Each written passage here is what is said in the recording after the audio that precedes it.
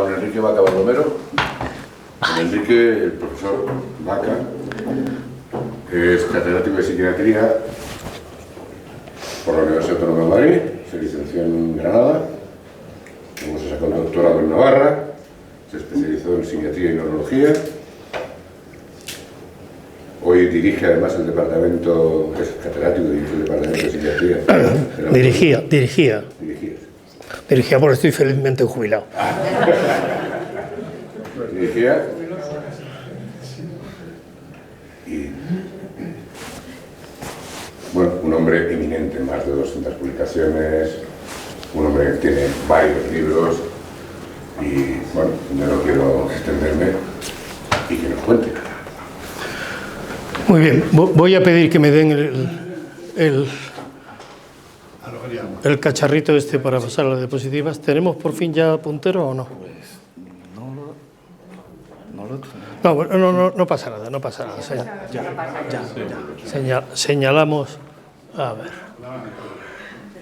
Espera, eso es.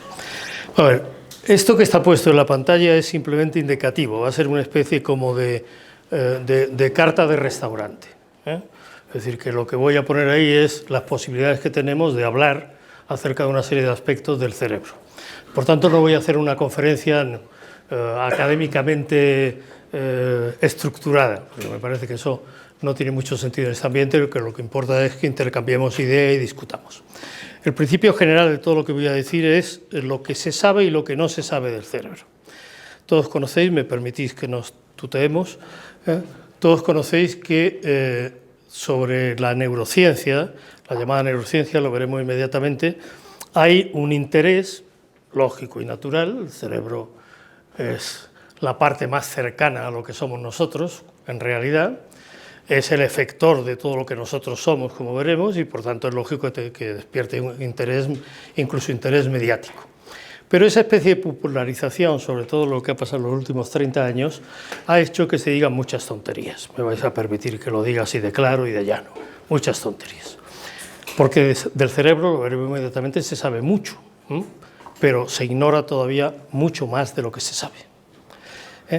Y aquí la amenaza de eso que en ciencia se llama reduccionismo, es decir, hacer que las cosas complejas sean entendidas con esquemas muy simples, es un riesgo que está presente siempre.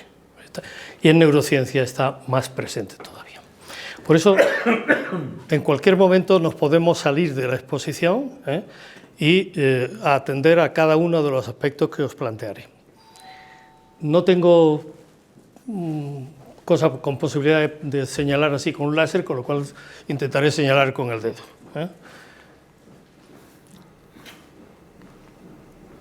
Espera un momento, a ver. Exacto. Hay algunas observaciones que son obvias, por tanto no sorprenden a nadie y es casi, tengo que pedir casi perdón por ponerlas de entrada. La primera cosa que tenemos que tener claro es que la ciencia no hay verdades definitivas. Nunca habrá verdades definitivas. Es decir, por tanto, la ciencia avanza siempre sobre el desmentido, o la superación, o la negación a veces de los conocimientos anteriores. Y eso es un tema que está abierto.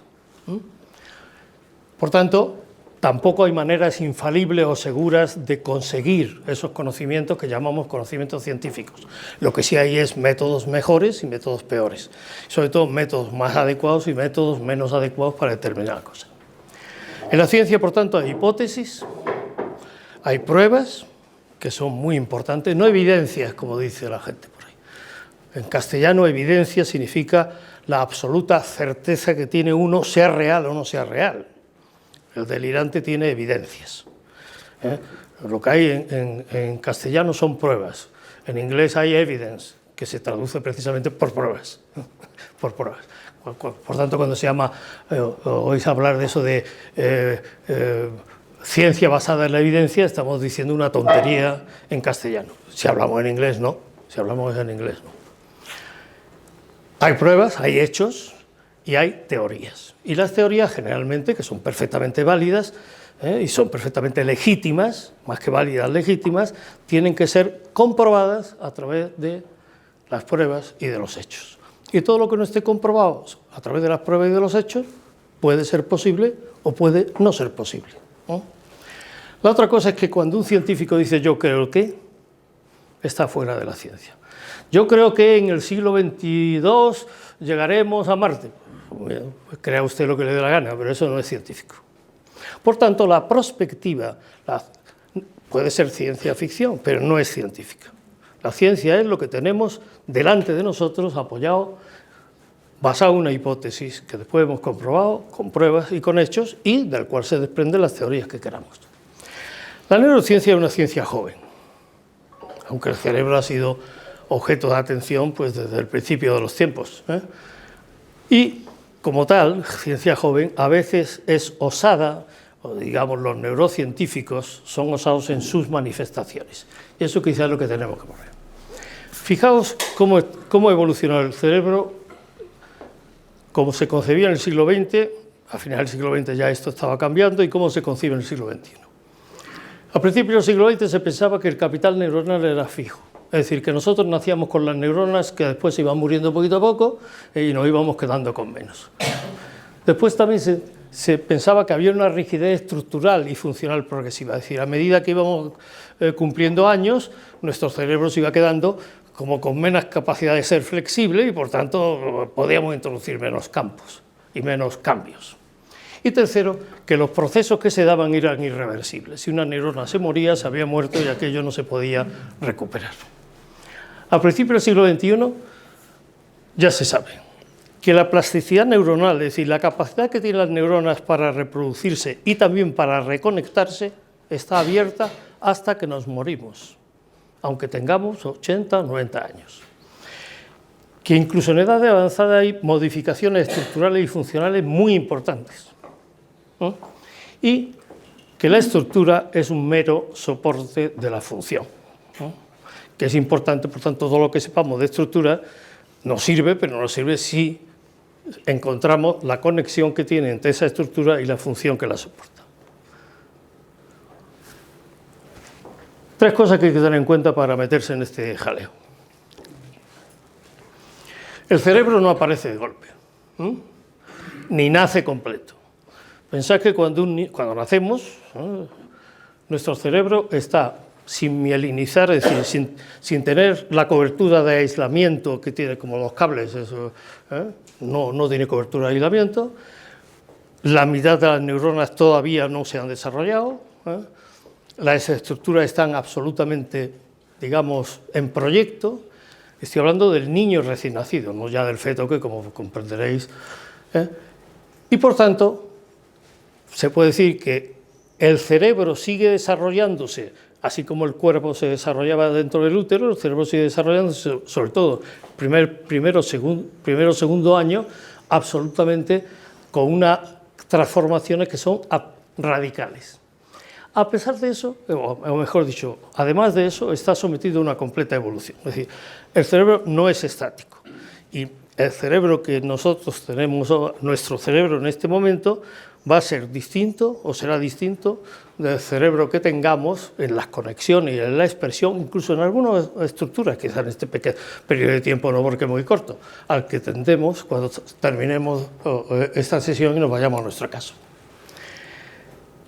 Recordad que el cerebro es una estructura que tiene un origen muy modesto, porque está formado por la piel, por la capa exterior del embrión, que se invagina, hace así, se dobla sobre sí misma, hace un tubito y ese tubito crece por un extremo. Es decir, que nuestras neuronas son células de la piel transformadas. Es decir, fijaros que las células de la piel después no tienen más que una función casi prácticamente de cobertura y de poner límite con el mundo exterior, pues de ahí proceden todas las células nerviosas. Con lo cual tiene, como digo, aparentemente un origen muy modesto. La segunda cosa que hay que tener en cuenta, el cerebro no está nunca aislado, ni incluso en las primerísimas fases del desarrollo.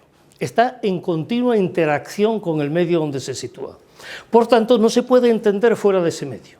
Lo veremos ahora con las últimas investigaciones de Candel, con las cosas por las cuales le dieron el premio Nobel. Por tanto, ni al comienzo, cuando es simplemente una piel, un ectodermo, para hablar en términos correctos, una capa superficial del embrión que se invagina, ni cuando tenemos 90 años y estamos con la cabeza todavía en condiciones de funcionar. Esa interactuación continua con el ambiente es una de las condiciones básicas para su funcionamiento, de tal forma que un cerebro aislado no desarrolla características.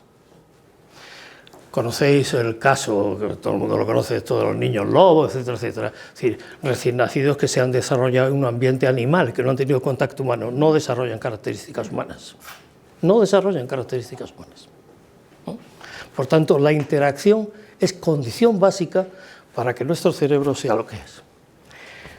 Y la tercera cosa, que se desprende de las dos y no necesito enfatizarla, es que cualquier imagen estática del cerebro, pues no es mentira, el cerebro es una cosa que está continuamente cambiando. Lo veremos a nivel molecular, que es donde se ven estas cosas. Por tanto, y aquí es la carta del restaurante.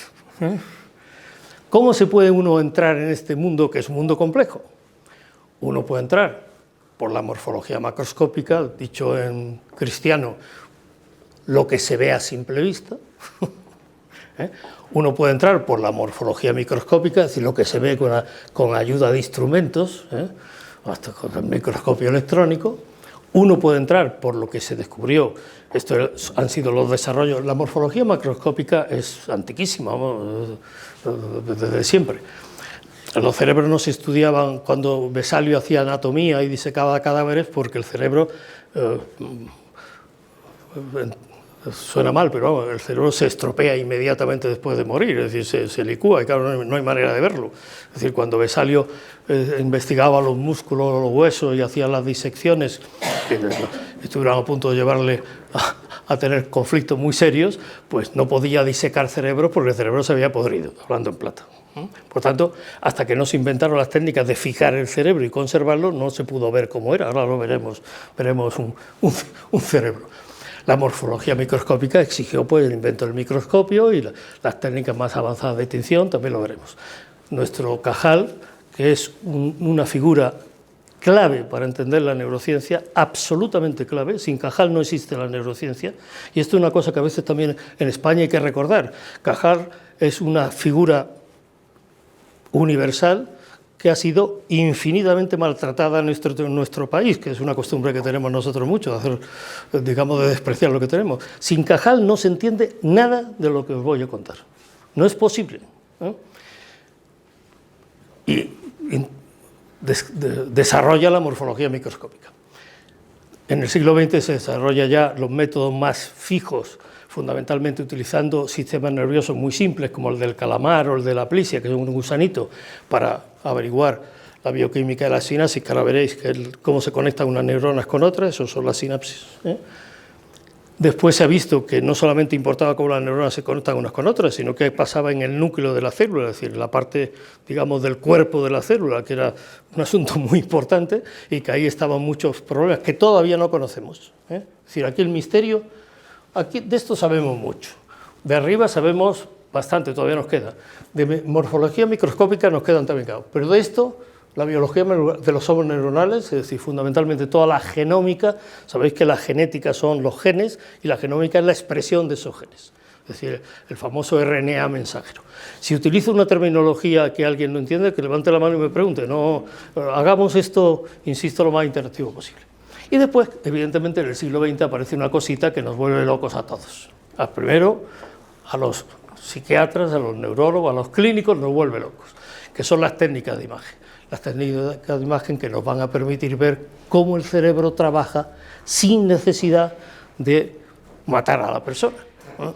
Es decir, cómo el cerebro trabaja en vivo, y cómo el cerebro humano trabaja en vivo. Y claro, aquí ya la expectativa y las, digamos, hipótesis y las fantasías se disparan. Con cierta razón, como veremos, pero sí. Y después hay el último tema, que es donde estamos ahora, que hay muchas críticas, porque se dice que también hay que ver hasta dónde, que es lo que se ha llamado el conectoma. El conectoma es los patrones de conexión que se establecen dentro del cerebro. Es decir, cómo las neuronas y los grupos neuronales y las zonas distintas del cerebro conectan entre sí. Son proyectos que están todavía en curso. Entonces, de esto, claro, si en este momento pregunto cómo empezamos el menú, por dónde lo empezamos, pues a lo mejor genero un poco de confusión, pero no tengáis inconveniente de decir, pues quizá insistamos más en una cosa o insistamos en otra, si no, pues haremos un barrido de arriba abajo lo más rápidamente posible, porque todo no lo podemos contar. ¿Hay alguna preferencia por alguno de estos temas?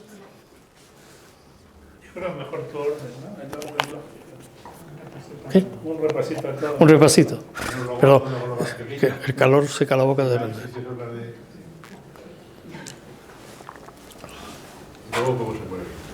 Un repasito. Pues vamos a dar el repasito.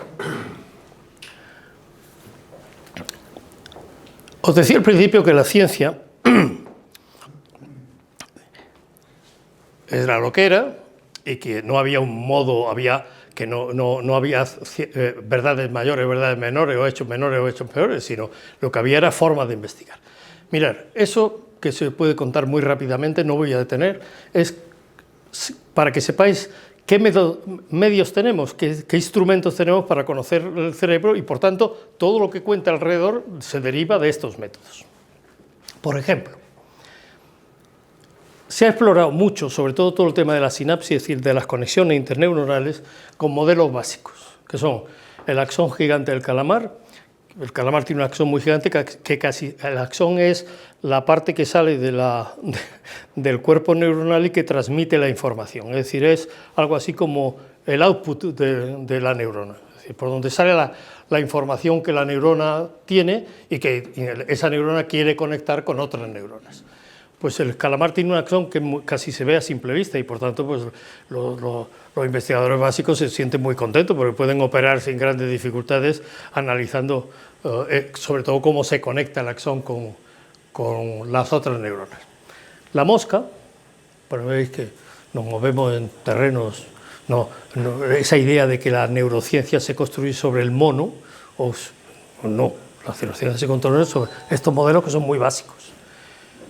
La aplicia, que es un gusanito, el Cernoavitis elegans, que es otro gusanito que anda por ahí por el mundo, y eso sirve para investigar los mecanismos básicos de neurotransmisión, de conexión entre las neuronas y también para algunos otros mecanismos básicos. Después están los modelos animales, que es donde está la parte gorda de la investigación en neurociencia. ¿Qué modelos se utilizan? Pues la rata, muy importante, el gato, un grupo español que es pionero en el mundo, que es el grupo de Reynoso de mi facultad, ha trabajado fundamentalmente con gato. Ellos hicieron el atlas del cerebro del gato, el atlas morfológico del cerebro del gato, lo que veremos ahora que está intentando hacer el proyecto que le dirá Obama, y realmente ese atlas se utiliza en todo el mundo, es una distribución de los centros de morfología del gato, que se conoce. Por ejemplo, todas las investigaciones del sueño se realizan con gatos, por ejemplo, y el mono rhesus para cosas que tienen que ver con la conducta. Pero no os creáis que es una gran investigación sobre monos. Fundamentalmente por dos razones, una de las cuales os puede parecer muy pedestre, que es que los monos valen carísimos. Valen carísimos. Y entonces pues la investigación se hace investigaciones mucho más selectivas. Otra gran fuente de información sobre el cerebro ha sido la observación de lesiones en los seres humanos. Por tanto, cuando hablemos ahora de Penfield, por ejemplo, Penfield es un neurocirujano canadiense que se dedicó en las intervenciones que hacía a sus enfermos que les tenía que abrir el cráneo. Sabéis que el cerebro no duele, no tiene ninguna sensibilidad, la sensibilidad la tiene las meninges, es decir, que si yo anestesio la piel, anestesio el hueso, que tiene una sensibilidad mediana, pero vamos, que hay que anestesiarlo, y anestesio las meninges, que eso sí duele mucho, sobre todo la presión, pues yo puedo operar sobre el cerebro abierto con una anestesia local, es decir, con el enfermo despierto. Entonces, las intervenciones que Penfield hizo durante toda su vida como neurocirujano sobre enfermos que tenían tumores o que tenían lesiones o que tenían hemorragia, él estimulaba diversas áreas cerebrales y averiguó muchas cosas de cómo funcionaba la corteza. Por supuesto, en todos los experimentos psicológicos, pero esos son experimentos ya derivados, ya no es neurociencia, eso es psicología, aunque los neurocientíficos ahora digan que es igual. En la necropsia, cuando se pudo hacer, es decir, en las autopsias, para entendernos, es decir, pero eso se pudo hacer cuando teníamos la posibilidad de sacar cerebros que no estuviesen estropeados, ¿eh? Y eso también se hizo a finales del 18, ya había algunos, pero fundamentalmente durante. Y después, en la exploración del cerebro humano in vivo, que esto es donde está la explosión del avance. Y también la explosión de las tonterías que se dicen, para ser claros, ¿eh? Pues desde la radiografía simple, que no se veía más que los huesos, hasta la resonancia magnética funcional, que es una forma muy fina de la cual podemos hacer y podemos ver cómo funcionan prácticamente las neuronas, pero que no tenemos modelos normales para poder comparar. Asunto esto importante. Es decir, ¿por qué esta investigación que está lanzada todavía no nos da resultados espectaculares? Y cuando dicen que hemos descubierto el centro del amor, o hemos descubierto el centro de las cosas estéticas, ¿qué tontería está usted diciendo? Porque no tenemos todavía patrones normales con los cuales comparar las cosas que estamos viendo en la resonancia magnética funcional, porque hay una resonancia magnética estructural, que también veremos unos ejemplos, de funcional no he traído ninguno, que se ve más a simple vista, pero esta no. Vamos a ver. ¿Qué cosas se están investigando en este momento? Pues mira, el proyecto BRAIN, que la segunda fase está de 2013 a 2026, ahí tenéis, los directores tienen una dotación inicial de $300 millones, esto lo puso en marcha Obama en Estados Unidos, y que está dedicado fundamentalmente a hacer un mapa topográfico del cerebro macroscópico, es decir, del cerebro tal como es decir, cómo se puede distribuir, cuándo están los núcleos, cómo se ve. Ahora veremos un ejemplo. El segundo proyecto es uno que se llama Blue Brain y Human Brain Project, que está dirigido desde la Politécnica de Lausanne, en Suiza, y que hay una rama que está en España, que es la que lleva de Felipe en la Politécnica de Madrid, que está destinado fundamentalmente a ver las posibles conexiones entre el cerebro y ordenadores. Es decir, está enfocado a esa visión o esa posibilidad de conexión cerebro-máquina, ¿no? En general, vamos, no entro en detalles, ¿eh? Este es un proyecto que está todavía en marcha, ¿eh? Es un proyecto de la Unión Europea frente al proyecto americano, y después hay un proyecto japonés que arrancó en el 2014, que se tienen pocos datos, y hay un proyecto chino que arrancó el año pasado, del cual no se sabe prácticamente nada. Esto es las cuatro cosas gordas. Me diréis, bueno, a lo mejor hay 70 proyectos pequeñitos más, pero estas son las cosas gordas, ¿no? Ese es cómo está operando el proyecto Obama, el proyecto de los Estados Unidos. Fijaros que estas cositas que vemos ahí, el cerebro está incluido en una gran masa de parafina, y esto es un microtomo que está haciendo, digamos, láminas finísimas, finísimas de cerebro, que después van a estos cajoncitos, y que serán estudiadas. Es decir, esto es la parte cómo arranca el proyecto. Es decir, se coge un cerebrito, incluye en parafina, con lo cual queda fijado, se trocea con láminas de 1 milímetro y después se va viendo, estructurando para hacer un atlas del cerebro. Ese es el proyecto BRAIN. En la estructura del cerebro tal como se conoce hoy, hay las siguientes partes. La estructura de lo visible, que es la distribución en áreas corticales y núcleos centrales. Ahora veréis esto mejor porque voy a poner un cerebro fijado ahí para que se vea claro. A nivel celular, volvemos de nuevo, macroscópico, a nivel microscópico y a nivel de vías y circuitos. Aquí no está el nivel bioquímico, porque el nivel bioquímico sirve simplemente para soportar la interpretación que podemos hacer de estos niveles, que son los niveles reales donde operamos, es decir, el nivel macro, el nivel micro y el nivel de las conexiones. Lo que pone debajo es la anécdota, esto es lo que siempre se dice de todos los problemas complejos, de los wicked problems, esto que dicen los americanos. Se pone siempre, la anécdota la conocéis, que es la anécdota esa de 5 ciegos explicando lo que es un elefante, eso lo conocéis todos. El ciego que toca la panza del elefante dice el elefante es un muro, el ciego que toca la cola dice el elefante es como una especie de plumero, el ciego que toca la trompa dice el elefante es una serpiente, etcétera, etcétera. ¿Qué pasa? Que en neurociencia estamos así.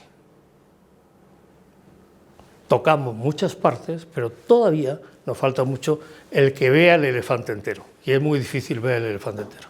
¿Sí? Sí, perdona.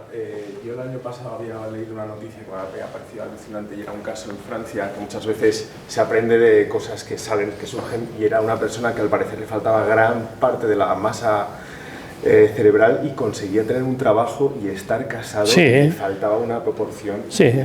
No. brutal, Sí, pero 80% de la masa cerebral. sí, vamos, me parece que no sé si ayer o hoy en cualquiera de los digitales, no me preguntéis cuál porque no lo sé, esto que entra en un ordenador, está el caso de un niño que nació con una hidrocefalia intensísima en Estados Unidos.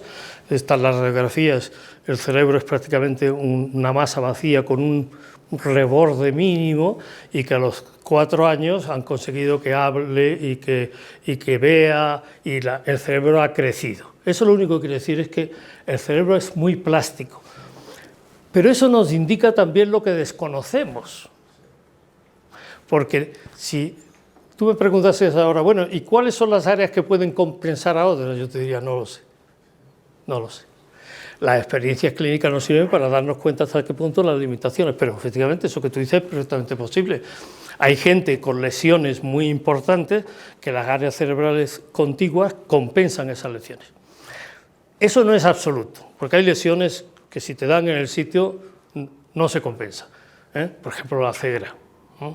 Es decir, el lóbulo occipital te lo dañas y ahí no hay vuelta atrás. Pero salvo esa área de intervención muy específica, hay una gran plasticidad. Ten cuenta que tenemos el cerebro, como veis, vamos a ver si ya llegamos a él, yo veo. Bueno, estos son cosas anecdóticas. Para haceros una idea de la complejidad, pues leed las cifras esas. Eso no tiene mayor importancia. Pues si tenemos, fijaros como eso que os decía al principio, al nacer el cerebro pesa 350 gramos. Al año se duplica, pesa unos 700 y pico, y el adulto pesa de 1.300 a 1.500, es decir, que veis que el cerebro está creciendo mientras el niño está creciendo.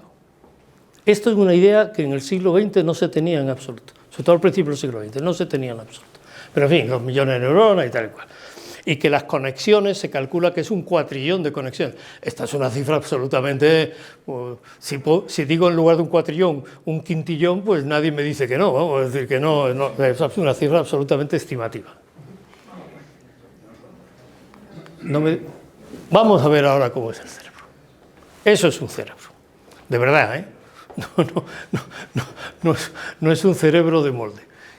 Y veis que aquí hay... Estas cosas así más blanquecinas son las meninges que lo rodean. Este es el polo frontal, la nariz está aquí, Estos son los lóbulos temporales. Y fijaros que el cerebro está tremendamente arrugado simplemente para que quepa dentro del cráneo, ¿no? Es decir, el cerebro podía ser liso, pero si fuese liso, imaginaos la cabeza que tendríamos.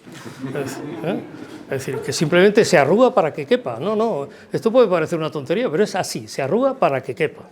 Entonces, claro, la superficie cerebral, al tener las arrugas, es infinitamente más grande de lo que aparentemente parece. Esto es el cerebelo, y esto que está aquí un poco deshilachado, el pobre, porque lo han cortado, es la parte que conecta con la médula espinal. El bulbo raquídeo está aquí, aquí tenemos esta trocito de aquí, os adelanto que tenemos todas las cosas que nos hacen respirar, que nos hacen latir el corazón y que nos hace estar vivos.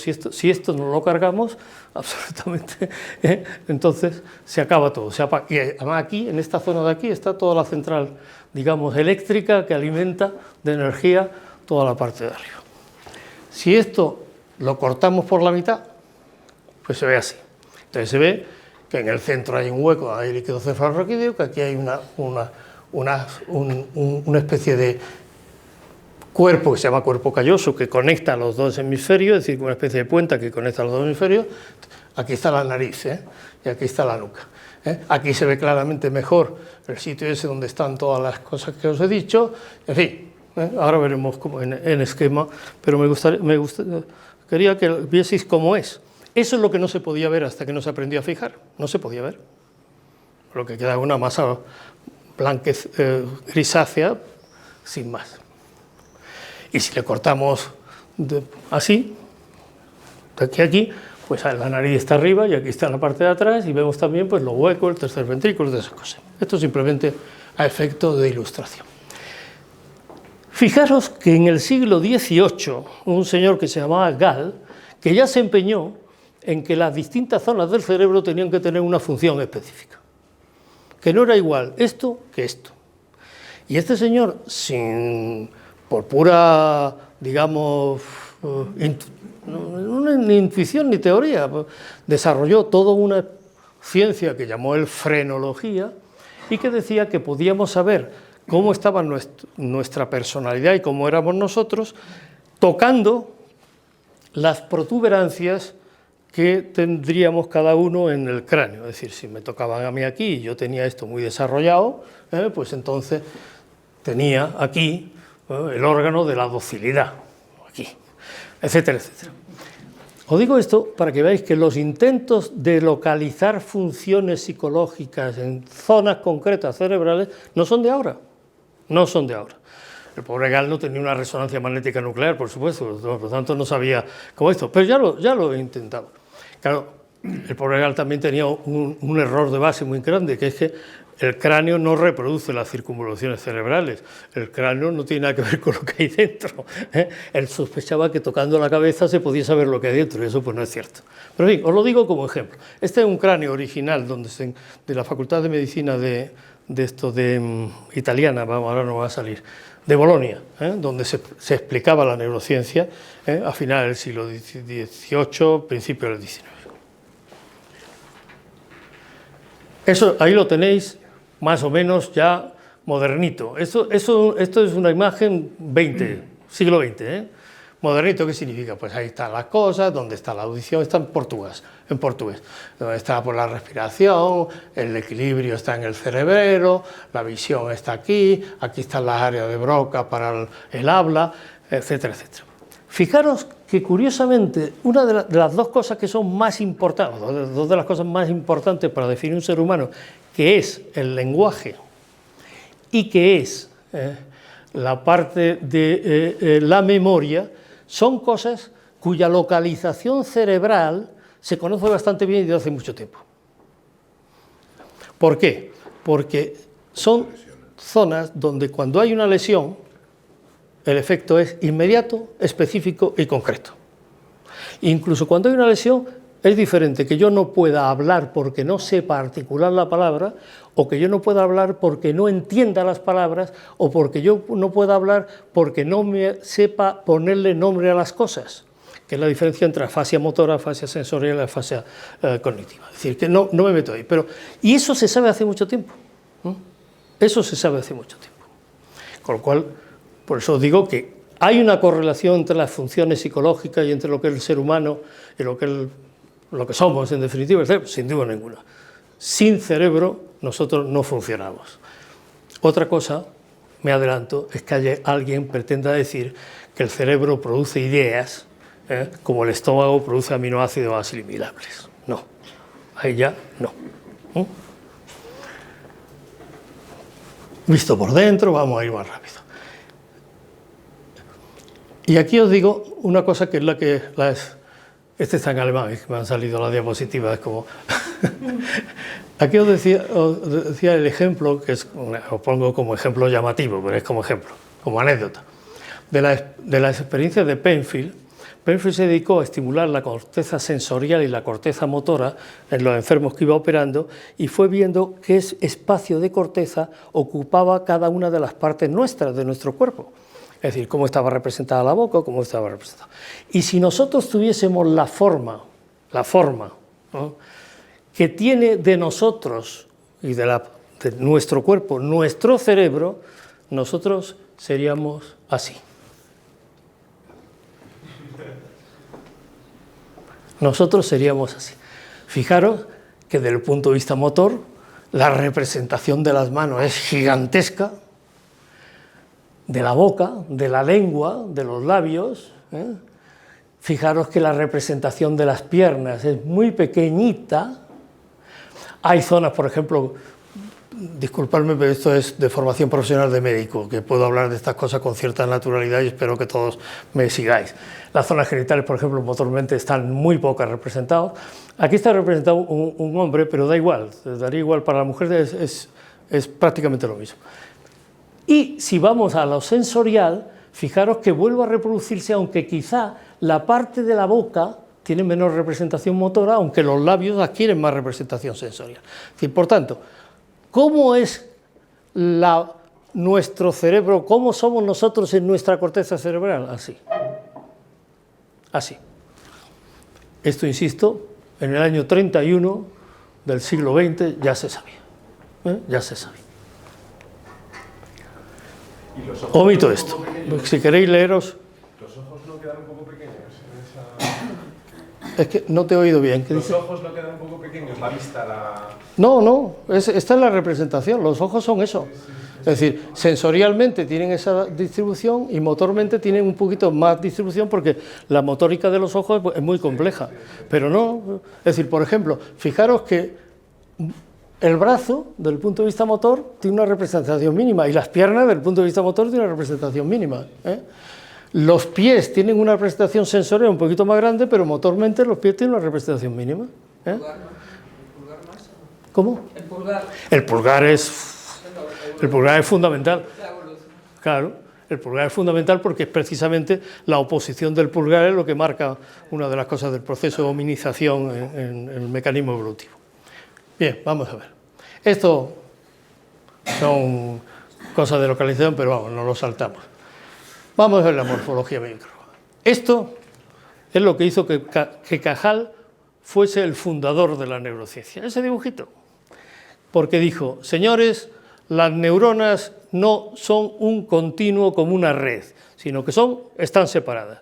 Y se conectan, pero son individualidades, son células diferentes, y esto que son las células piramidales de la corteza motora, que esto es un dibujo de Cajal, de él mismo, que además el tío dibujaba muy bien. Cajal tenía un microscopio muy simplón y el método, que por eso se peleó con Golgi, porque el método que utilizaba era el método de Golgi, y Golgi, cuando le dieron el premio Nobel a Cajal con Golgi cogió un enfado gigantesco, lo persiguió por tierra, cielo y mar y aire, y lo puso a caer de un burro porque le sentó muy mal. Golgi era un hombre muy especial personalmente. Y Cajal, efectivamente, este descubrimiento lo hizo utilizando el método que Golgi, un método de tinción con sales de plata que Golgi había. Sabéis que Cajal era muy aficionado a la fotografía y eso le ayudó extraordinariamente. Eso le ayudó extraordinariamente a su caso. Claro, Cajal lo que no veía era esto, que es lo que ahora podemos ver tranquilamente, que es una neurona, digamos, en plena actividad de conexiones, pero fijaros que a simple vista, alguien que no esté entrenado, lo rojo es sustrato glial, decidme si alguien podría interpretar dónde está el axón que sale y dónde están las dendritas que entran, pues así a simple vista es difícil. Esto es una neurona. Olvidaos de todas las cosas estas, porque no nos interesa. Es decir, hay un cuerpo, un núcleo, hay una salida y hay múltiples entradas. ¿Y esto cómo se conecta? Pues veréis. La sinapsis, esta es lo que sería un circuito, pero cómo se conecta está aquí. El axón de esta neurona se puede conectar con una dendrita de esta, se puede conectar con el cuerpo directamente de esta, o se puede conectar con el axón de esta. Ahora, imaginaros todo eso al mismo tiempo. Al mismo tiempo. Y entonces me da un poco del lío que si uno se va metiendo cuando se va metiendo en ese asunto. ¿Y qué se sabe de cómo funciona esas sinapsis que son tan importantes? Para poder situaros mejor en la práctica y no en la teoría, la sinapsis, es decir, la bioquímica de la sinapsis y la exploración de la sinapsis es lo que ha generado todo lo que ahora se conoce y todos utilizamos como psicofarmacología.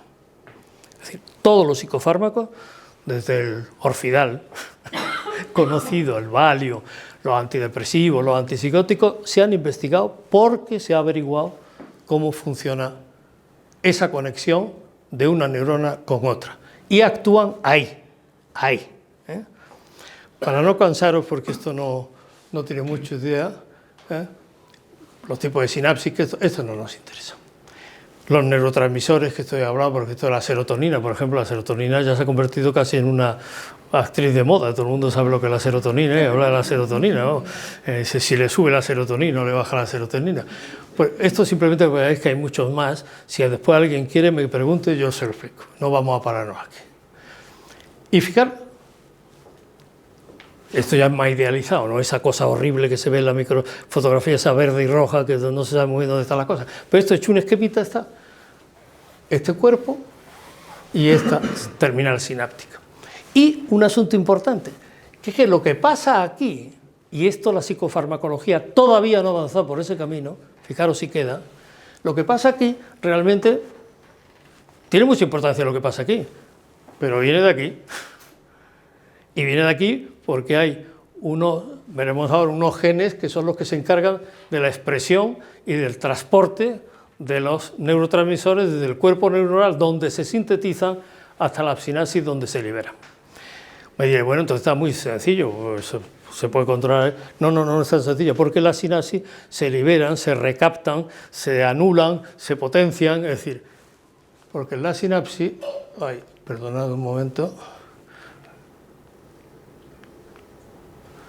Y esto es una simplificación, la sinapsis viene en las vesículas con el neurotransmisor que vienen de arriba, se sueltan aquí y se captan aquí, Pero, por ejemplo, una cosa que todo el mundo ha oído hablar y se han escrito, Más Platón y menos Prozac, que es un libro que fue famoso.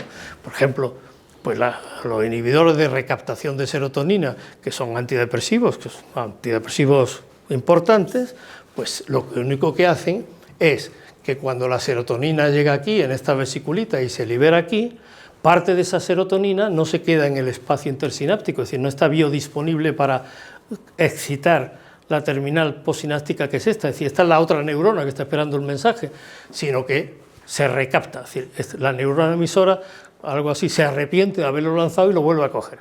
Y entonces el Prozac lo que hace es impedir que la neurona esta, cuando ha soltado la serotonina, la vuelva a coger y por tanto aumenta la biodisponibilidad de serotonina en este espacio y da más posibilidades para que la neurona receptora coja el neurotransmisor. Todo esto es lo que fundamenta recaptación, excitación, inhibición, etcétera, lo que fundamenta todas las pastillas que en este momento tenemos a nuestra disposición para estar tranquilos, para deprimirnos o no deprimirnos, para curar los delirios, etcétera. Se ha llegado a hablar que mi especialidad se había transformado en una psiquiatría de la sinapsis, es un poco exagerado, pero luego la psicofarmacología que conocemos es una psicofarmacología de la sinapsis. Esto se aproxima un poco más a la realidad, pero esto es la realidad, esta es la realidad, que por supuesto renuncio a explicar. Pero veis cómo las simplificaciones que la didáctica muchas veces hace, pues desvirtúan la realidad. Es decir, los científicos que están dedicados a esto operan con esto, no con el modelito del otro, con esto. Y por tanto tienen muchas más, esto es una terminal acetilcolinérgica, que es la que sabéis que tiene mucha importancia en los procesos cognitivos. La acetilcolina está baja, por ejemplo, en los procesos de demencia, aparte de que haya otras cosas que lo provoquen también. Lo que seguramente le interesará a la audiencia es saber la velocidad con la que estos fenómenos se producen. Hoy no solo son complejos, sino la tremenda velocidad que todo esto... Son rápidos y al mismo tiempo son lentos. Fíjate, uno de los grandes problemas que teníamos los clínicos era saber por qué cuando nosotros damos un antidepresivo, cuando damos un ansiolítico, el efecto puede ser media hora. Es Es decir, yo coloco una pastilla de Orfidal, de una benzodiazepina, que es un apagador general del sistema nervioso, la benzodiazepina, el sistema GABA, que el sistema GABA lo activa y es como si como esos reostatos que hay que te hace que las luces bajen, pues, y la luz baja y te dejas tranquilo. El sistema, por ejemplo, glutamato es un excitador del sistema nervioso central. El glutamato, por ejemplo, en psicofarmacología no se toca porque tiene unos efectos secundarios muy complejos. Es un sistema muy complejo que no manejamos. Por ejemplo, yo, por tanto, pastillita de Orfidal a alguien que está muy nervioso, 20 minutos, tranquilo. Sin embargo, yo doy un antidepresivo y tengo que esperar entre 2 a 3 semanas a que haga efecto. ¿Por qué? Porque el proceso no está. Quito esto porque esto es la terminal postsináptica y no nos interesa. ¿El glutamato es el mismo que el glutamato sódico que nos pone la comida? ¿Por qué? Porque el proceso no se da en la sinapsis. El proceso realmente se da en el soma neuronal. Es decir, y lo que yo tengo que hacer es cambiar la expresión del gen, que lo vamos a ver ahora mismo, y hacer que el gen que codifica la serotonina produzca más serotonina, aparte que yo inhiba su recaptación en la sinapsis. Es decir, por tanto, hay procesos rápidos y hay procesos lentos. Por otra parte, y no quiero entrar en ello, sabéis que la neurotransmisión, aparte de química, bueno, no quiero entrar en ello, pero os pongo lo siguiente, es eléctrica. Es eléctrica porque cuando llega el neurotransmisor y se pega a su unidad, lo que hay es una diferencia, se abre un canal de sodio-potasio y hay una diferencia de potencial entre el potencial de membrana que se conoce por los estudios de biología general y por tanto hay una corriente eléctrica que activa inmediatamente la neurona. Por tanto, efectivamente el proceso es infinitamente más complejo. ¿Qué pasa en el cuerpo de la neurona? Esto también lo vamos a pasar muy rápido. Vamos a ver si yo consigo que me obedezca. Esto es simplemente para que acordéis lo que es un gen. Un gen, los cromosomas son esas patitas que tenemos ahí, y el gen es esto. En el gen hay un exón y los intrones. El intrón es la parte activa. Porque también esto es otra cosa, cuando entramos en la genómica, parece que la naturaleza tiene una especie de desperdicio tremendo. Porque la función codificativa de los genes es muy poca. Hay una gran cantidad de DNA y después de RNA mensajero, de DNA que no produce RNA mensajero. Entonces, bueno, ¿para qué esta superabundancia? No lo sabemos. No lo sabemos. Por ejemplo, mira, esto es la explicación de lo otro. Los intrones son regiones que son eliminadas en el mecanismo de producción de RNA mensajero que está solo formado por los exones. Estos exones son los encargados de codificar la proteína. Aquí está la clave de la neurotransmisión. Es decir, cómo los exones codifican la proteína porque la proteína es el neurotransmisor. La 5-hidroxitamina o la dopamina o el neurotransmisor que sea. Esto es una observación importante. En la diapositiva anterior, esta cosita, está representado un gen compuesto de unos 40 pares. En la realidad, el tamaño medio es de 20.000 a 30.000 pares. Es decir, que pensad entonces que esto es un par. Pues en lugar de tener estos 40 que tiene esto tendría 20.000 o 30.000 en realidad cada gen. Por tanto, los mecanismos de la parte de intrones y parte de exones se multiplican de infinito. Con esto no pretendo marearos, pretendo decir que cuando aparece una noticia en la prensa que dice que acabamos de descubrir no sé qué, pues hay que decir, bueno, hasta cuando estamos descubriendo algo, o el periodista quería tener. Fijaros, esto tampoco lo voy a explicar, no os preocupéis, pero sí quiero que os fijéis en esto. Esta es la ilustración, una ilustración de funcionamiento del núcleo de la neurona que hace Candel. Candel es un señor, tiene una historia personal muy curiosa, un señor que era psicoanalista, va a París a hacer un stage en el Instituto Pasteur, se enamora del son gigante del calamar, se dedica a la investigación básica y acaba poniendo en marcha esto. La historia de Candel, yo lo he conocido personalmente, es un hombre absolutamente encantador. Yo creo que antes era historiador y se hace psicoanalista porque se enamora de una chica que los padres son psicoanalistas. Efectivamente. Es decir, que tiene una trayectoria personal verdaderamente apasionante. Sí, el libro que tiene de memoria es fantástico. Es la plasticidad del cerebro. Ahora, pues fijaros lo que dice. Ahí tenemos los genes que son la parte, los cromosomas eso y después el geneo. El DNA del gen tiene una región regulatoria, no nos interesa, y una región codificativa. Este es el RNA mensajero que genera todo esto. Genera todo esto, cada uno genera un tipo. Pero lo que es importante que descubre Candel es esto. Es que la expresión del gen está condicionada por factores ambientales. Es decir, que la experiencia del individuo codifica la expresión del gen. Por tanto, significa que todo esto que se ha discutido tanto, de cómo la experiencia, la interlocución, él lo lleva a su terreno y dice, por ejemplo, la psicoterapia, aquí le llama de una forma más científica, más aprendizaje incluido la psicoterapia, no está operando de una forma mágica, está operando los somas neuronales expresando o haciendo expresarse determinados genes en determinados momentos. Ahora, ¿qué tipo de experiencia codifica qué tipo de genes y produce qué tipo de neurotransmisores? No tenemos ni idea. Ni idea. Esto es el avance real que se ha hecho de la conexión psicofísica desde que Descartes dijo aquello de la glándula pineal como la unión del alma y el cuerpo.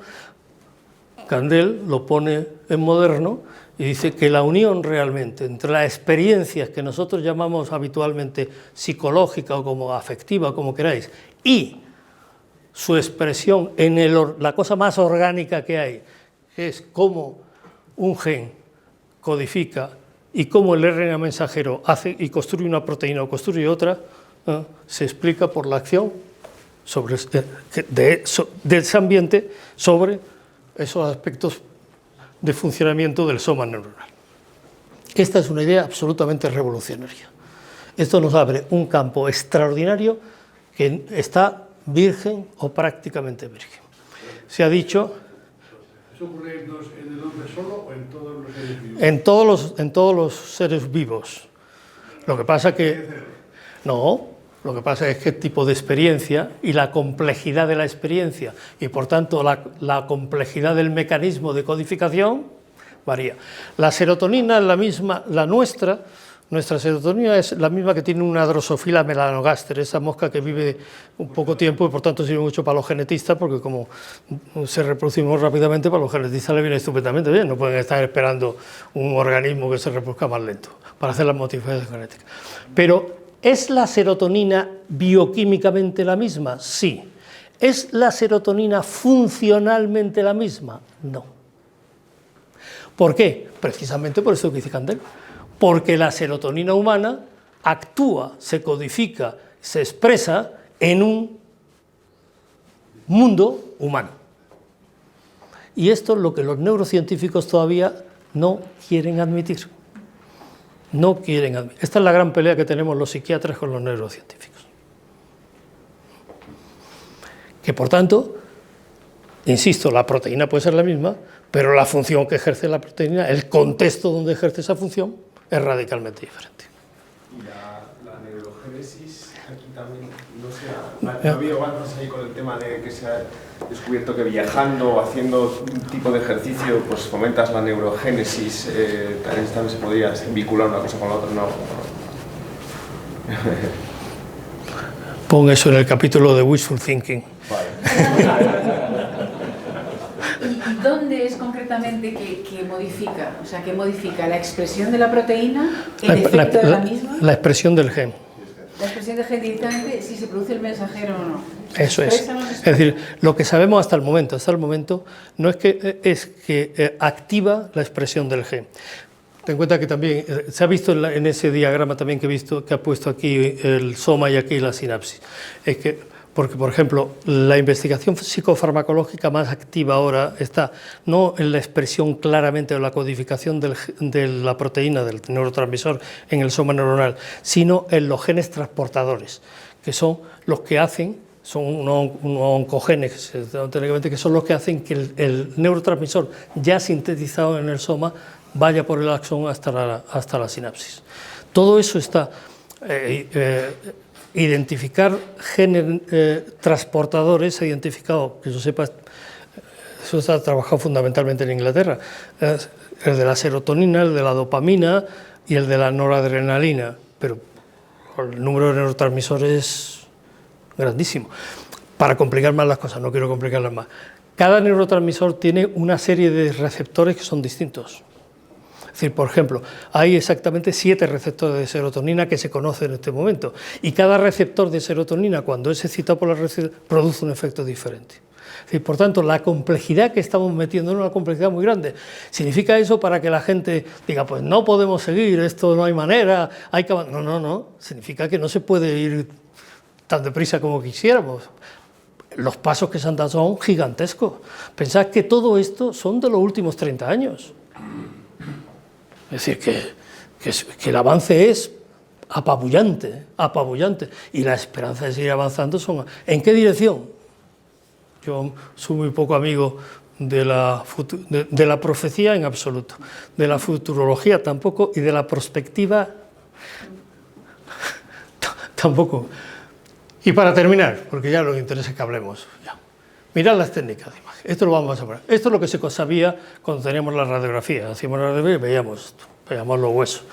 Esta es una radiografía estupendamente bien hecha, porque fijaros, por ejemplo, que la silla turca, que es una cosa muy difícil de radiografiar, donde está la hipófisis, está perfecta, es decir, una radiografía muy bonita, pero no se veía nada. Entonces, los médicos nos inventamos una cosa que era una cosa que no es aconsejable para nadie, que era la neumoencefalografía, es decir, bueno, pues inyectamos aire, y como el aire se distribuye por la zona de los ventrículos, el aire es menos denso, por tanto en el negativo da una imagen más negra y así vemos cómo está el asunto. Esto era una tortura medieval. Una neumoencefalografía era como para vamos, ¿no? Pero sí, se podía ver, por lo menos veíamos digamos, el contorno del cerebro. ¿Esto cuándo se usaba? Después se inventó la arteriografía. ¿Cuándo se usaba eso? Pues hasta hace unos... estamos 17... En el año 70 todavía se usaba. ¿No? Todavía ahora no se usa. No tiene ningún sentido. Y después se inventó la arteriografía. Es decir, bueno, pues inyectamos un contraste en la arteria y vemos cómo se distribuye. Aquí, fijaros que... Aquí ya, claro, el cerebro, estos son los ojos, están aquí. El cerebro se nos pierde un poquito, pero fijaros que aquí, que hay un aneurisma, que es una dilatación arterial, pues se ve muy claro. Se ve muy claro. Para ver malformaciones vasculares se veía muy claro, hemorragia cerebral, etc. También era una técnica bastante fastidiosa. Y entonces llegamos al TAC, a la tomografía axial computarizada. ¿Qué consiste? Y como veréis aquí ya los cerebros se ven muy bien. Este es un cerebro normal, este es un cerebro que está dilatado, y este es un cerebro que está ya tiene un ventrículo muy grande y una atrofia que hay por todos sitios. Pero lo que interesa aquí, ¿qué se veía? ¿Es cómo se hacía esto? Pues se hacía con rayos X, pero los rayos X lo que hacía era que había por así decirlo, hacían, digamos, láminas en la fotografía, láminas muy finas de cerebro, y entonces toda esa información iba a una computadora que construye la imagen. Aquí entonces esto ya no estamos viendo el cerebro directamente, estamos viendo la imagen que nos ha generado un ordenador, que es muy importante tener esto en cuenta. Pero en fin, lo que está claro es que es un avance, esto es absolutamente indoloro, absolutamente tal, lo único que hace falta es meter la cabeza en una especie de lavadora, como ya sabéis, y allí uno tiene que estar quieto un ratito y después sale y se acabó. Es decir, que no. Vaya. Espera. Vamos a ir más rápido porque no merece la pena tampoco que nos detengamos. Por ejemplo, las estructuras. Fijaros como los primeros TAC, las primeras tomografías eran un poquito más groserotas, pero por ejemplo la segunda, fijaros ya qué bonitas. Eso es bonito, también otra deformación profesional. Pues bonito esto no tiene nada, ¿no? Pero fijaros ya, fijaros aquí hay una atrofia muy pronunciada, pero ves todas las estructuras. Si os acordáis del cerebro ese que estaba cortado, prácticamente que lo cortes. Es decir, desde el punto de vista del diagnóstico estructural, ya no hace falta hacer una necropsia, es decir, ya ves al cerebro con el señor vivo. y no tienes que abrirle la cabeza. Insisto, sin molestias, sin mayor problema. Y se sigue cuando aparece la tomografía de emisión de positrones, que está basada, como decíamos antes, estábamos ahí hablando, en una de las aplicaciones técnicas que tiene la teoría cuántica. Esto es lo que permite, porque esto lo que hacemos es que lanzamos un excitador y la resonancia del núcleo del núcleo de los átomos del cerebro nos devuelve una señal que es procesada por un ordenador y nos da eso. Entonces aquí, por ejemplo, esto es cómo reacciona el cerebro de un adulto normal a fotografías con la cara de niños y a fotografías con la cara de adultos. Y vemos cómo se iluminan, por así decirlo, zonas cerebrales diferentes. Y esto es lo que abre dos cosas. Primero, una gran esperanza de poder establecer relaciones entre el funcionamiento cerebral y conductas humanas complejas, y por otra parte, la posibilidad de exagerar a tope. Insisto, sabemos lo que sabemos, podemos tener este tipo de experiencia, no tenemos todavía conclusiones definitivas para poder establecer conexiones entre lo que observamos cuando hacemos este tipo de experimentos y la conducta del sujeto. Bueno, esto lo voy a pasar, a ver si conseguimos. Dos palabras sobre el proyecto Conectoma. Sí, perdón. De la ignorancia, yo me he leído el libro de Daniel Kahneman de Presa de Presa de Espacio, que habla del sistema 1 y sistema 2, y uno que se llama también Biology, de temas de neuromarketing, y conectado con eso de que no hay, como que no sabemos en general qué parte del cerebro que producen según qué funciones. ¿Qué opina usted de ese tipo de cosas como el neuromarketing, esto de decir que oye, si una persona está mintiendo o no en función de las cosas que estamos viendo ahí en la actividad cerebral? No sé si me he explicado bien. ¿Pero a qué se refiere? ¿A las aplicaciones como, por ejemplo? A temas como si hay estos autores que dicen que sí que hay ciertas como actividades relacionadas con según qué funciones en el cerebro. Sí. O sea, sí que hay un poquito ahí de certezas en que cuando se produce cierta actividad en la parte frontal o lateral, estaban hablando de, pues eso, de que si le está gustando no un producto. No, eso no. El neuromarketing es una estafa. Eso. No, hablemos claro. Pero así de claro. Así de claro. Es decir, ahora, en los años 60 se tuvo la costumbre de poner la palabra psico delante de cualquier actividad que se quería vender, digamos. El neuromarketing es un excelente marketing, eso sí. Entonces se hablaba de psicobalé, psico no sé qué, ahora se pone la palabra neuro, no tiene el más mínimo fundamento. Las experiencias de lo que se podía llamar neuromarketing son aquellas experiencias que hizo la Coca-Cola hace muchos años, en los años 50 en Estados Unidos, que consistía en utilizar la percepción subliminal, que eso sí es un hecho. Es decir, yo le puedo poner con un taquitoscopio una imagen que dura muy pocos segundos, que conscientemente no la percibe, tú no la percibes, pero que de alguna forma se suponía que tenía un efecto. Entonces, en los anuncios antes de la película introdujeron una imagen, Coca-Cola siempre ha sido muy pionera en este tipo de cosas, una imagen donde decía, usted tiene sed, beba Coca-Cola. Usted tiene sed, beba Coca-Cola. Y estudiaron la influencia que tenía eso sobre el consumo de Coca-Cola en el intermedio del cine, en el bar del cine. Eso es lo que se intentó. Eso se pasó y pasó incluso al terreno militar, pretendiendo establecer consignas del tipo de las que aparecían en el Gran Hermano, el hermano de Orwell, no de la televisión, etcétera, etcétera. No hay ni una sola prueba que demuestre la efectividad de eso, ni una sola. Estoy hablando de percepción subliminal, que sí está claro que el cerebro puede registrar eso. Es decir, aunque yo no lo perciba conscientemente, pues, ahora la influencia que eso tiene sobre la voluntad mía, eso no quedó en absoluto claro en aquella, hasta el punto que este tipo de campañas se suprimieron. Hubo también una intervención del Senado americano porque dijeron que eso podía ser peligroso y que era antiético, etcétera, etcétera. Pero aparte de eso, no hay ninguna prueba de que eso fuese efectivo. Insisto, La presión subliminal existe. Vamos, una gran cantidad de pruebas de laboratorio se basan en la presión subliminal. Y respecto al neuromarketing, diciendo que si en un momento dado esto se supone, es que no tiene un fundamento. Si leas un poco las cosas de que yo no me gustaría perder ni medio minuto más. Proyecto con estoma. Mirad, esto es un proyecto que comenzó en marzo de 2013 y que va a tener el primer simposio en junio de este año, en Vancouver. Lo que pretende es un mapeo de la circuitería del cerebro humano con una participación de 1.200 individuos sanos, estableciendo la conectividad básica cerebral, la relación con la conducta y la contribución de factores genéticos y ambientales a las diferencias individuales. Esta parte del proyecto sí ya se ha parado, porque se han dado cuenta de que por ahí no iba. Esta está, y esta veremos a ver qué pruebas tiene. ¿Cómo defines un individuo sano respecto al cerebro? ¿Cómo? ¿Cómo se define un individuo sano respecto al cerebro? Que no tenga antecedentes conductuales. Claro. Es difícil porque como el cerebro no es solamente algo que rige el movimiento o el sentido luego hay otros factores.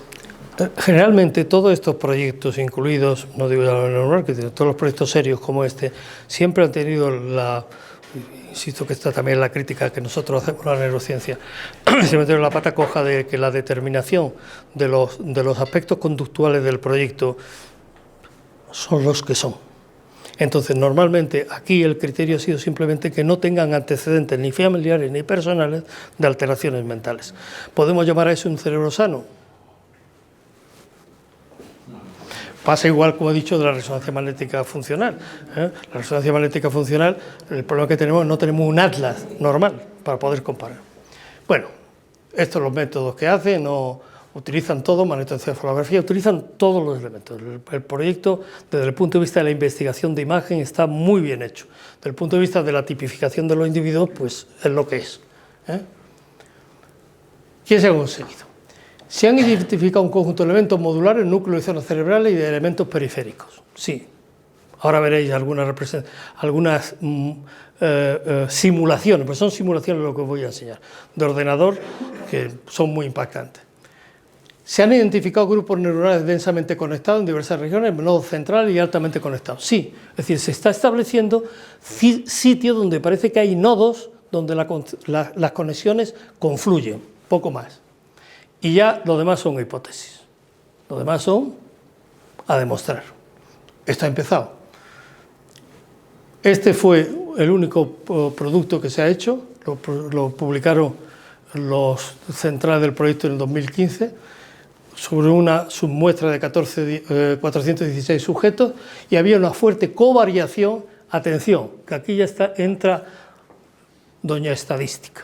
Y sabéis que doña estadística lo único que dice es que dos cosas se dan juntas con una probabilidad menos del 1% de que ese darse juntas sean debidas al azar. Pero doña estadística lo que nunca dice son si una cosa depende de la otra. Doña estadística nunca establece relaciones causales, que esto los investigadores también deberían tener en cuenta. Es decir, cuando estamos en el método experimental, sí establecemos relaciones causales. Cuando utilizamos el método correlacional, ya ahí decimos, bueno, esto se da junto y algo tiene que ver porque, con una probabilidad menor del 1%. Pues muy bien, de acuerdo. Pero no podemos decir más. No podemos decir si una cosa depende de otra, si la una depende de la otra, o depende las dos de una tercera que no hemos investigado. Por tanto, había condiciones sociodemográficas y psicométricas y había patrones específicos de conectividad cerebral. Este trabajo ha sido machacado. Se ha lanzado todo el mundo sobre él como leones. ¿Por qué? Precisamente por eso. Porque la metodología es una metodología tremendamente blanda y no podemos estar seguros que no hay una tercera variable de confusión que sea la que explique las relaciones que se han establecido. Estas son las críticas que se le hace al proyecto con esto. Los que son más agrios han dicho una cosa que es curiosa. Dicen, bueno, muy bien, dice, tenemos el mapa de carreteras, ¿de acuerdo? A lo mejor consiguen ustedes tener el mapa de carreteras, pero a ver si me dicen ustedes qué es lo que circula por esas carreteras.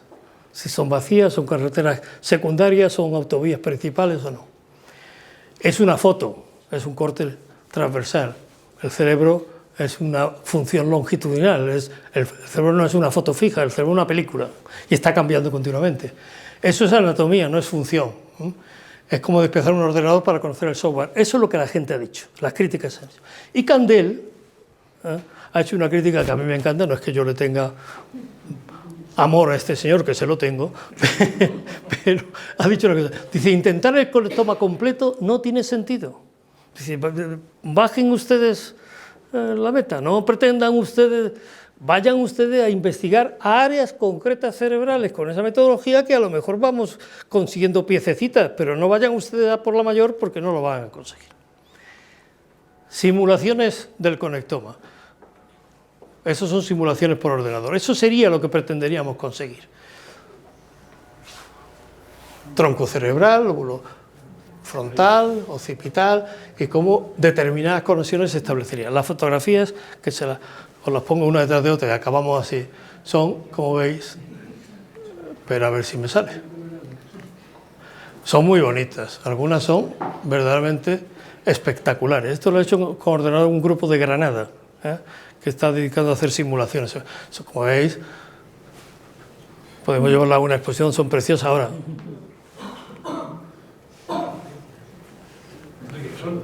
Perdón.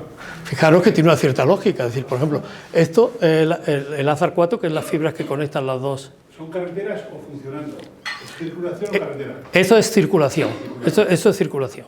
Esto es simulación de circulación. Es decir, que hay una simulación con datos que hace un ordenador y le pone colorines, que no son así, pero, por ejemplo, esta es una vía muy concreta, vamos, son las que conectan los dos hemisferios cerebrales, se conoce, etcétera, etcétera. Por tanto, conclusiones. A partir de los años 90 estamos en crecimiento exponencial. Las técnicas de exploración del cerebro en vivo son claves. La orientación hacia la neurocomputación, el Blue Brain Project de los suizos, es interesante. Es una cosa que es interesante. Antes comentábamos que había un problema serio, que es que los ordenadores son binarios y el cerebro no es binario. Es decir, los ordenadores funcionan con 0 unos, pero el cerebro no funciona con 0 unos. El cerebro funciona con 0 unos, con 0 ceros, con 1 1 y con a ver qué pasa. Probablemente que no sea ni 0 ni 1. Dar el salto, por eso de ahí lo de la neuromarketing y todas esas cosas. Dar el salto, estructura, función, conducta, cognición, no podemos darlo. No podemos darlo. ¿Pero cada salto o el salto completo? No, es que no tenemos claro la relación que existe entre determinadas estructuras y las funciones de esas estructuras. Tenemos la experiencia empírica. Penfield agarra y cada vez que tiene un enfermo en la mesa de operaciones con el cráneo abierto, pues dice, bueno, que la está operando, pues no sé, un nódulo no sé dónde, dice, bueno, voy a ver, y le toca allí, y entonces ve que mueve así, o que el enfermo dice, ¿dónde siente usted, Antonio? Y Antonio dice, pues los labios. Pero salvo esa experiencia empírica, ese salto de la función a la conducta, la función cerebral a la conducta, ese es un salto abismal. Y de la conducta que se puede obtener, que es la que obtenemos en la experimentación animal, a la cognición humana, el salto también es gigantesco. Por eso digo que la neurocomputación puede avanzar, curiosamente, entrando por este camino, pero con prudencia. ¿Dónde estamos? Hay correlaciones iniciales poco específicas, algunas con sensibilidad muy baja, precisamente por lo que tú decías, de que la tipificación de las conductas tenemos unos instrumentos que son a veces muy groseros. Hay hipótesis, y en estudios especialmente de correlaciones de conducta, los procedimientos de selección de la muestra son muy mejorables, eso de qué son personas normales o qué son personas. Entonces, bueno, esos 14.000 o 4.000 o los que sean personas son iguales, se pueden comparar entre sí. ¿Y qué hacer? Pues tenemos que seguir. Tenemos